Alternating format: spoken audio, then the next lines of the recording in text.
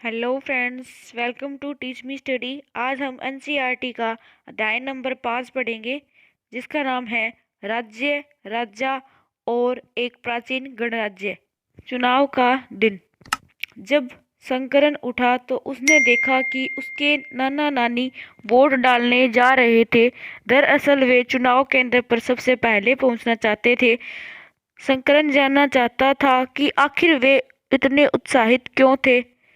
उसके नाना जी ने उसे जल्दी में समझाने की कोशिश की और कहा, आज हम अपने शासकों का चुनाव करने जा रहे हैं। समय में क्या होता था कि एक राजा का पद निर्धारित होता था, जो राजा पूरे राज्य पर शासन करता था या फिर पूरे देश पर भी शासन कर सकता था। ऐसे राज्य तानाशाही सरकार माना जाता था। तो पूरे देश को चलाने के लिए एक शासक का होना बहुत ही जरूरी होता था।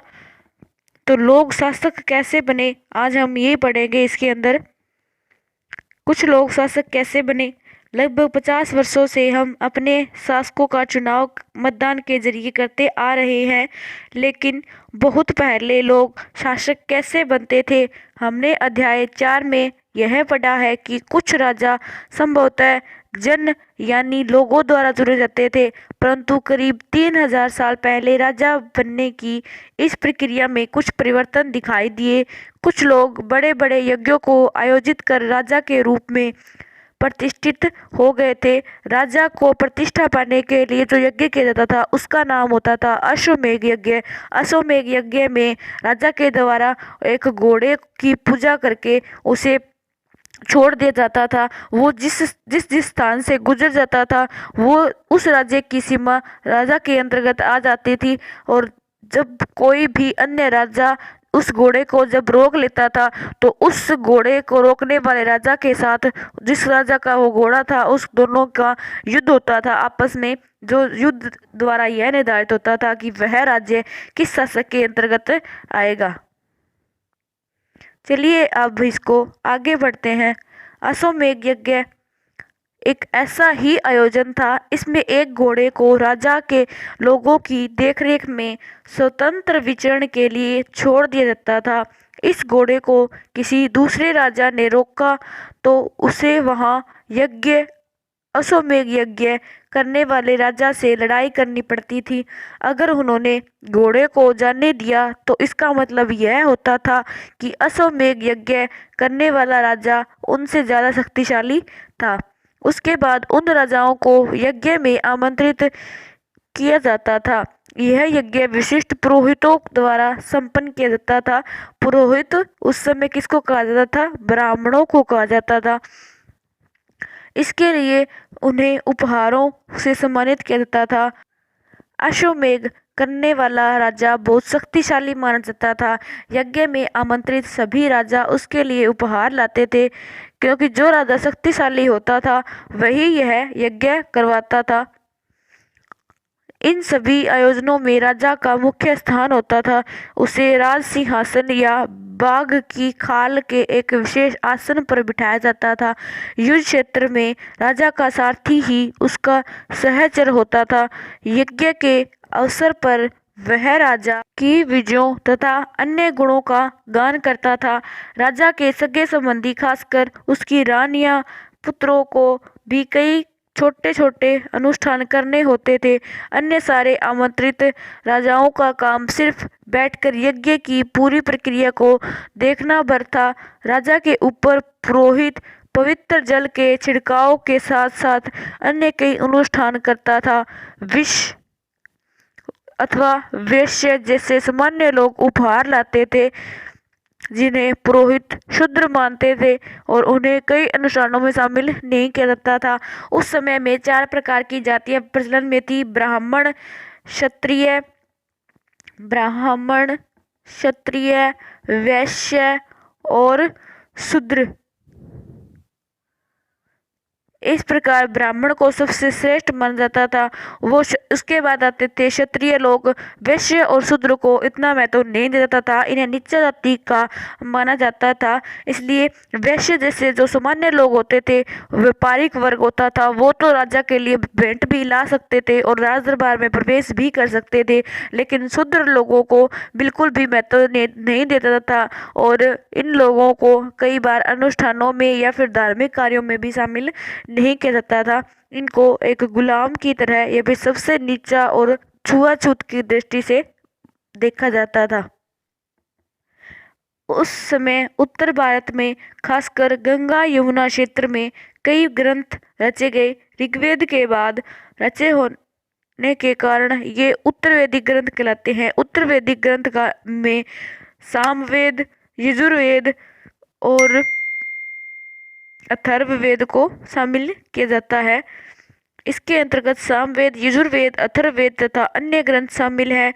पुरोहितों द्वारा रचित इन ग्रंथों में विभिन्न प्रकार के अनुष्ठान, उसके संपादन की विधियां बताई गई हैं, जिनमें सामाजिक नियमों के बारे में भी बताया गया है। उस समय समाज में कई समूह थे, जिनमें पुरोहित, योद्धा, कृषक, पशुपालक, व्यापारी, शिल्पकार, श्रमिक, मछली पकड़ने वाले, जंगल में रहने वाले लोग शामिल थे। जहाँ कुछ पुरोहित तथा योद्धा वैभवशाली थे, वहीं कुछ कृषक और व्यापारी भी धनवान थे। दूसरी ओर पशुपालक, शिल्पकार, श्रमिक, मछली पकड़ने वाले, शिकारी और भोजन संग्राहक निर्धन थे। जो समाज था वो विभिन्न प्रकार के वर्गों में विभाजित था, जिसमें विभिन्न वर्ग जैसे पुरोहित, कृषक, पशुपालक अलग अलग वर्गों में विभाजित हो गया था।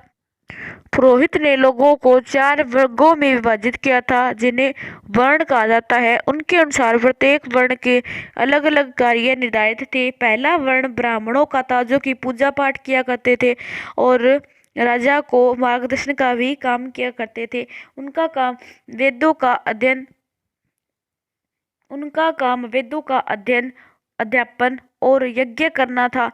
उनके लिए उन्हें उपहार भी मिलता था। दूसरे स्थान पर शासकों को यानी कि राजा, जिन्हें क्षत्रिय कहा जाता था, उनका काम युद्ध करना था और लोगों की रक्षा भी करना था। तीसरे स्थान पर वैश्य यानी वैश्य व्यापारिक वर्ग, इसमें कृषक, पशुपालक और व्यापारी आते थे। क्षत्रिय और वैश्य दोनों को ही यज्ञ करने का अधिकार प्राप्त था और वर्णों में अंतिम स्थान शूद्रों का था। इनका काम अन्य तीनों वर्णों की सेवा करना होता था। इन्हें कोई अनुष्ठान करने का अधिकार नहीं था। औरतों को भी शूद्रों के समान ही माना गया था। महिलाओं तथा शूद्रों को वेदों के अध्ययन का अधिकार नहीं था। जब ऋग्वैदिक काल था, यानी कि ऋग्वैदिक जब काल था, तो ऋग्वैदिक काल में जो महिलाओं का स्थान फिर भी ऊंचा था। अनेक प्रकार की महिलाओं के द्वारा उस समय ग्रंथ भी रचे गए थे।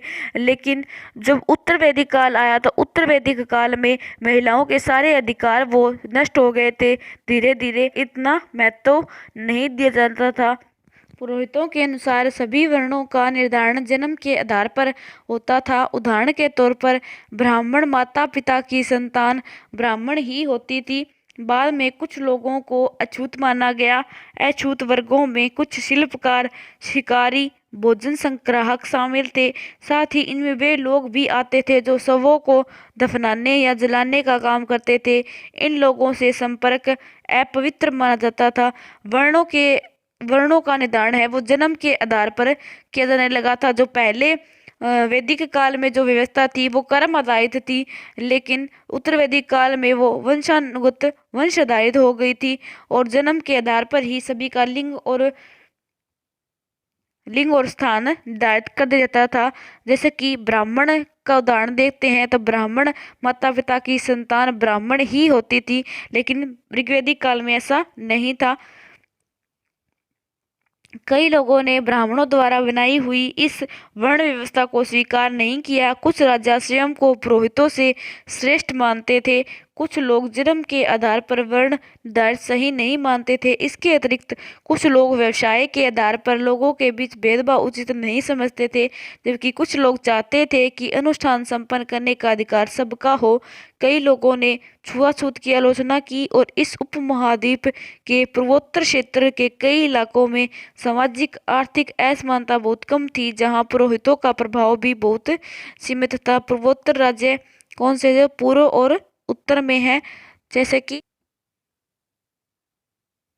सिक्किम, असम, मेघालय, त्रिपुरा, अरुणाचल प्रदेश, ये सभी है पूर्वोत्तर राज्य। जनपद, जनपद किनको कहा गया है कि पहले ग्राम सबसे छोटी इकाई होती थी, ग्राम के बाद विश्व बने और विश्व के बाद जन बने और जनों से क्या बने, जनपद। और कई जनपदों के समूह को बाद में महाजनपद कहा जाने लगा था और महाजनपद 16 महाजनपदों का उल्लेख मिलता है अंगुत्तर निकाय में। जनपद, महायज्ञों को करने वाला राजा अब जन के राजा न होकर जनपदों के राजा माने जाने लगे। जनपद का साफ जन के बसने की जगह। कुछ महत्वपूर्ण जनपद मानचित्र 8 पृष्ठ संख्या 49 में दिए गए हैं। जनपदों की कई बस्तियों की खुदाई की है। दिल्ली में पुराना किला, उत्तर प्रदेश में मेरठ के पास हस्तिनापुर और एटा के पास अंतरंजी खेड़ा इनमें प्रमुख है। खुदाई से पता चलता है कि लोग झोपड़ियों में रहते थे, मवेशियों तथा अन्य जानवरों को पालते थे। वे चावल, गेहूं, धान, जौ, दालें, गन्ना, तिल और सरसों जैसी फसलें उगाते थे। ये है एक चित्रित धूसर पात्र है। इस तरह के पात्रों में ज्यादातर थालियां और कटोरियां ही मिली हैं। ये पात्र बहुत ही पतली सतह के, सुंदर और चिकने हैं। शायद इसका प्रयोग खास मौकों पर महत्वपूर्ण लोगों को भोजन परोसने के लिए किया जाता था। लोग मिट्टी के बर्तन भी बनाते थे।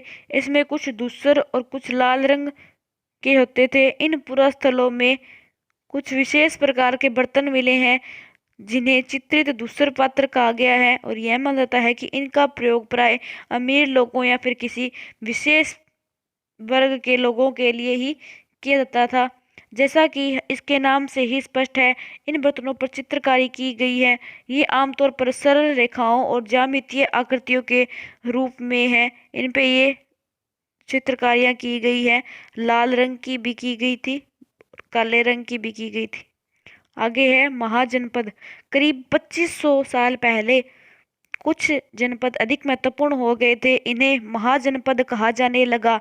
मानचित्र 4 में कुछ महाजनपदों को दिखाया गया है। अधिकतर महाजनपदों की एक राजधानी होती थी। कई राजधानियों में किलेबंदी की गई थी और इनके चारों ओर लकड़ी, ईंट या पत्थर की ऊंची दीवारें बनाई गई थी।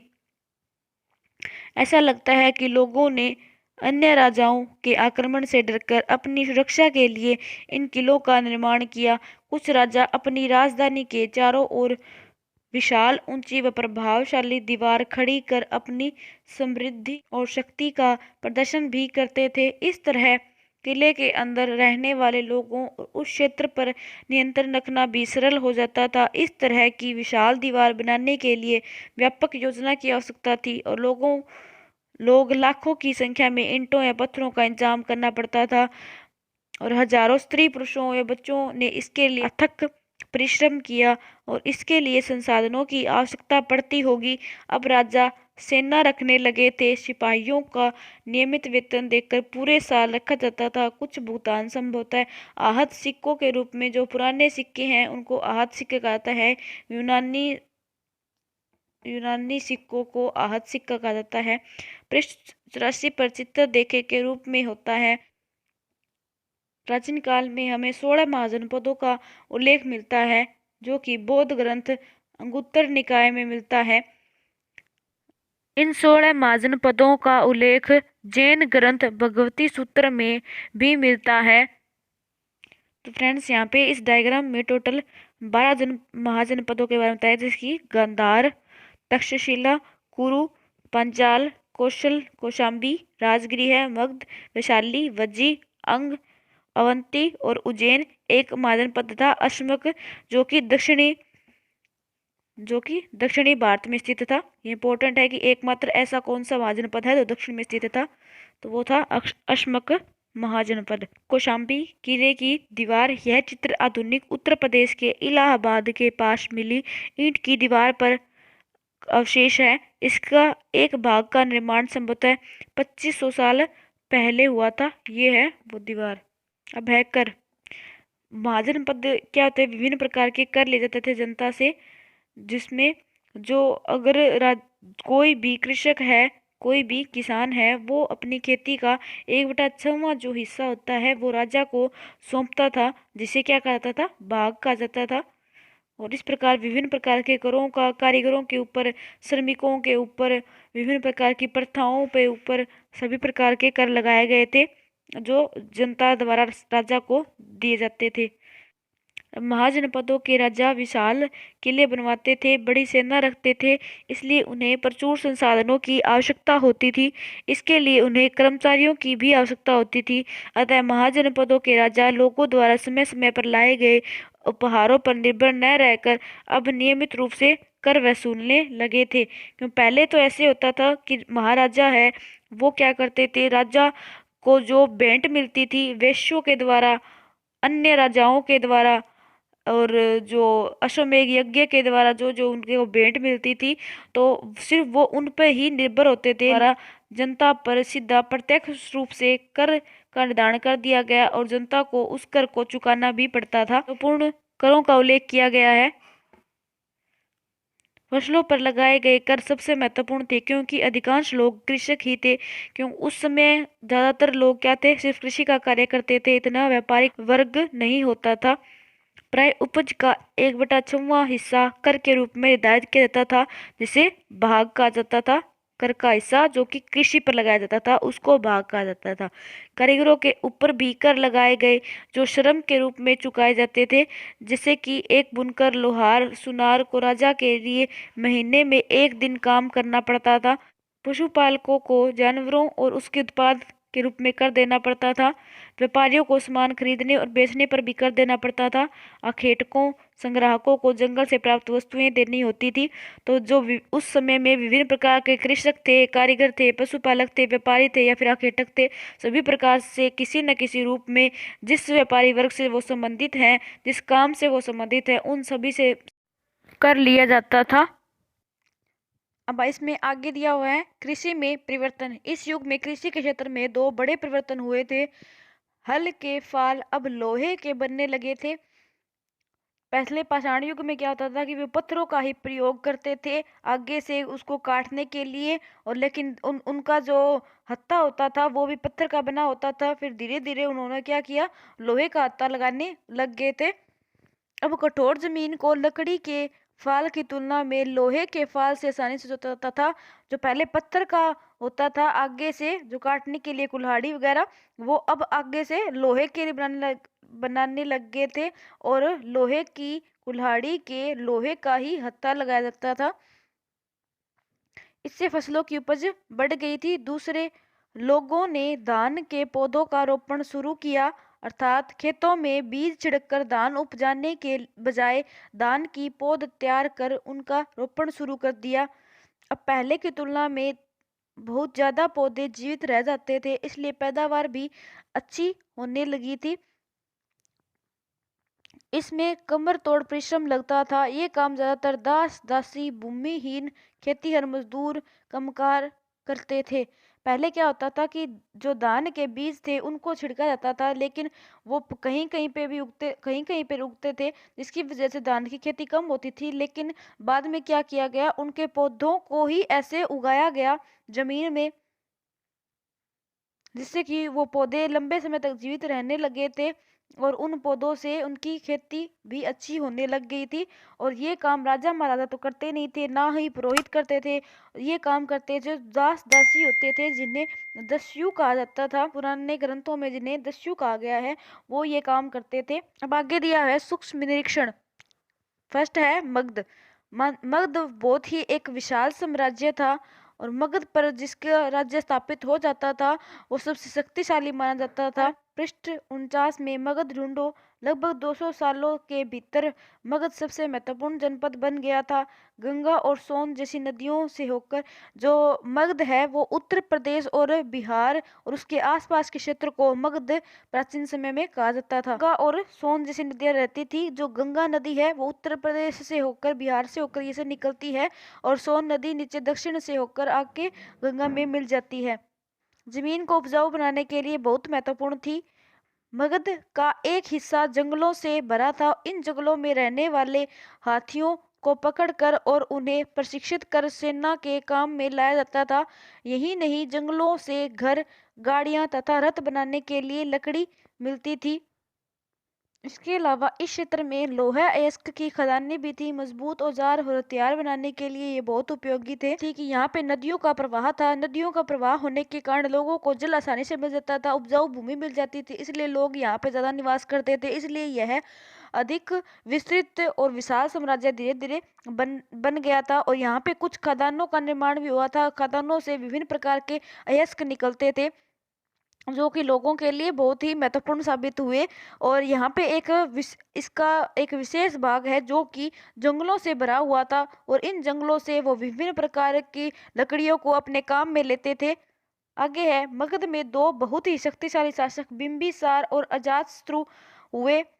अन्य जनपदों को जीतने के लिए ये हर संभव साधन अपनाते थे। महापद्म नाम एक और महत्वपूर्ण शासक थे।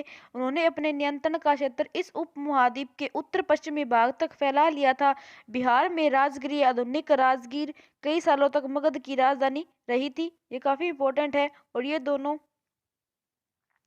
बिंबिसार और अजातशत्रु ये दोनों हर्यक वंश के शासक थे।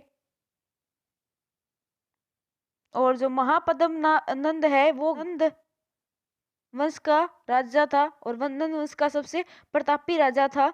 और जो इसकी मगध की राजधानी है वो कई सालों तक राजगृह ही रही थी। मगध की राजधानी कौन सी है? राजगृह है। ये काफी इंपॉर्टेंट है। बाद में पाटलिपुत्र जो कि वर्तमान पटना है, पटना का पुराना नाम क्या है? पाटलिपुत्र। ये काफी इंपॉर्टेंट है।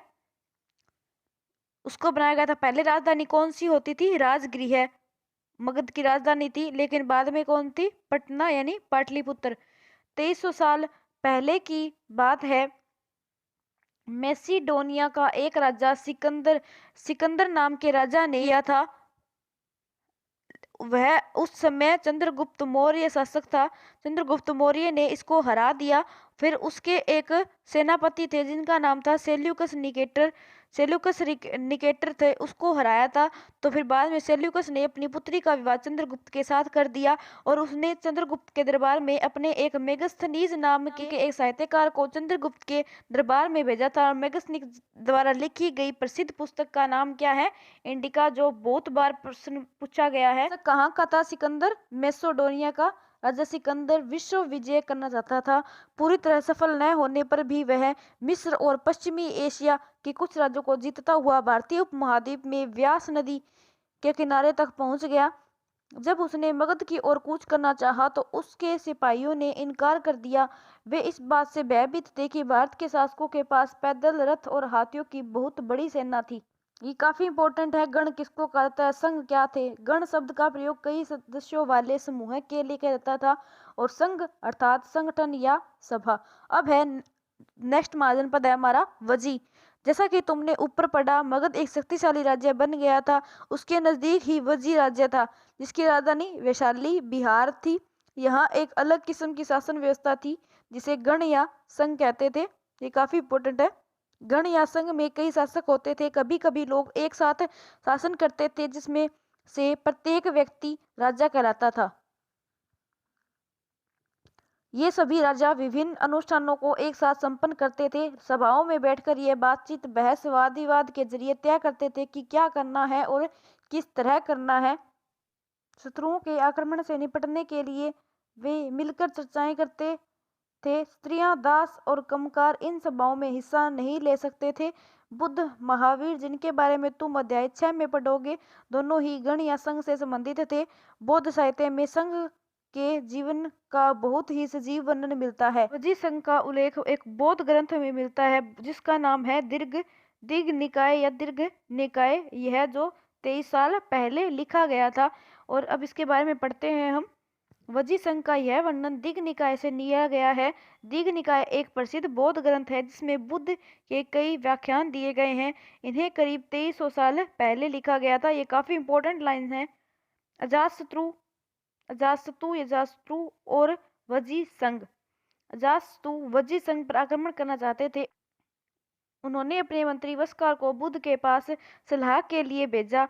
बुद्ध ने उनसे पूछा कि क्या वजी सभाएं नियमित रूप से होती हैं तथा उनमें सभी सदस्य उपस्थित होते हैं। जब उन्हें पता चला कि ऐसा होता है, उन्होंने कहा कि वजीवासी तब तक उन्नति करते रहेंगे जब तक वे पूर्ण और नियमित सभाएं करते रहेंगे, आपस में मिलजुल कर काम करेंगे, पारंपरिक नियमों का पालन करते होंगे, बड़ों का सम्मान समर्थन और उनकी बातों पर ध्यान देते होंगे। जी में महिलाओं के साथ जोर जबरदस्ती नहीं करेंगे और उन्हें बंधक नहीं बनाएंगे। शहरों और गांवों में चैत्यों का रख रखाव करेंगे। विभिन्न मतावलंबी संतों का सम्मान करेंगे और उनके आने या जाने पर कोई रोक नहीं लगाएंगे। ये बुद्ध के कथन थे। कई शक्तिशाली राजा इन संघों को जीतना चाहते थे। इसके बावजूद उनका राज्य अब से लगभग 1500 साल पहले तक चलता रहा। उसके बाद गुप्त शासकों ने गण संघ पर विजय प्राप्त कर इन्हें अपने राज्य में शामिल कर लिया। अन्यत्र अपने एटलस में यूनान और एथेंस को ढूंढो। लगभग 2500 साल पहले एथेंस के लोगों ने एक शासन व्यवस्था की स्थापना की जिसे प्रजातंत्र या गणतंत्र कहा जाता है। इसकी स्थापना किसने की थी? तो एथेंस के लोगों ने की थी। और कब की थी? 2500 साल पहले की थी। यह व्यवस्था लगभग 200 सालों तक चली। इसमें 30 साल से ऊपर के उन सभी पुरुषों को पूर्ण नागरिकता प्राप्त थी जो दास नहीं थे। वहाँ एक सभा थी जो महत्वपूर्ण विषयों पर निर्णय लेने के लिए साल भर में कम से कम 40 बार बुलाई जाती थी। एक साल में 40 बार उनकी क्या होती थी? बैठक होती थी, जिसमें जो दास नहीं होते थे उनके अलावा सभी जितने भी पुरुष होते थे उनको क्या कहता था? पूर्ण नागरिकता का अधिकार उन्हें दे देता था। इस सभा में सभी नागरिक भाग ले सकते थे। शासन के कई पदों पर नियुक्तियां लॉटरियों द्वारा की जाती थी। सभी नागरिकों को सेना नौसेना में अपनी सेवाएं देनी होती थी। कुछ नियुक्तियां हैं वो लॉटरियों के द्वारा की जाती थी। औरतों को नागरिक का दर्जा नहीं मिलता था। व्यापारियों तथा शिल्पकारों के रूप में एथेंस में रहने और काम करने वाले बहुत से विदेशियों को भी नागरिक अधिकार नहीं मिले थे। एथेंस में खदानों, खेतों, घरों, कार्यशालाओं में काम कर रहे दासों को भी नागरिक अधिकार प्राप्त नहीं थे। दासों को किसी भी प्रकार के अधिकार प्राप्त नहीं होते थे। ये सिर्फ राजा के द्वारा जो निर्णय लिए जाते थे उनको मानने के लिए पूर्ण रूप से बाध्य होते थे। इन्हें राजा द्वारा दिया गया हर काम करना होता था। सही या गलत बताओ। अश्वमेध के घोड़े को अपने राज्य से गुजरने की छूट देने वाले राजाओं को यज्ञ में आमंत्रित किया जाता था। तो यह सत्य कथन है। राजा के ऊपर सारथी पवित्र जल का छिड़काव करता था। राजा के ऊपर पवित्र जल का छिड़काव तो किया जाता था, लेकिन वो सारथी के द्वारा नहीं किया जाता था, बल्कि किसके द्वारा किया जाता था? पुरोहित यह कार्य करता था। तो ये सत्य कथन है। पुरातत्वविदों को जनपदों की बस्तियों में महल मिले हैं। पुरातत्वविदों के द्वारा जनपदों में कई बस्ती के तो अवशेष मिले हैं, परंतु बस्तियों में महल होने के अवशेष नहीं मिले हैं कहीं पर भी। तो ये भी असत्य कथन है। चित्रित धूसर पात्रों में अनाज रखा जाता था। यह असत्य कथन है। प्रकार की कलाकारी के द्वारा जो बर्तनों को बनाया जाता था, उनमें कुछ बर्तनों में तो किसी के लिए खाना खाने के लिए वो पात्र रखा गया था। कोई विशेष प्रकार का वर्ग था जो उनमें खाना खाता था। महाजनपदों में बहुत से नगर किलाबंद थे। ये एक सत्य कथन है, क्योंकि विभिन्न प्रकार के नगरों के बाहर एक बहुत बड़ी प्राचीर मिलती है, बहुत बड़ी दीवार मिलती है। उस दीवार को राजाओं के द्वारा बनवाया जाता था।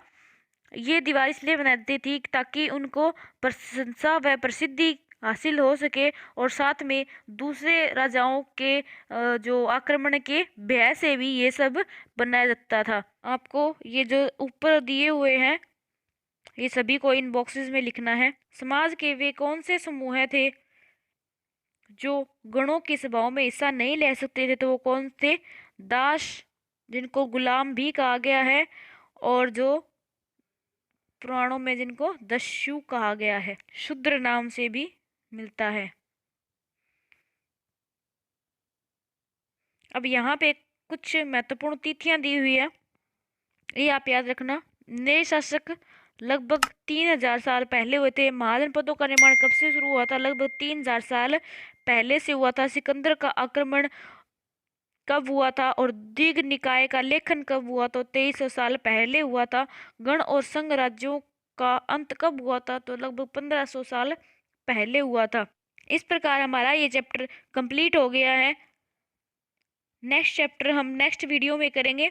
अगर वीडियो पसंद आई हो तो चैनल को सब्सक्राइब जरूर कर लीजिएगा। अब मिलते हैं नेक्स्ट वीडियो में।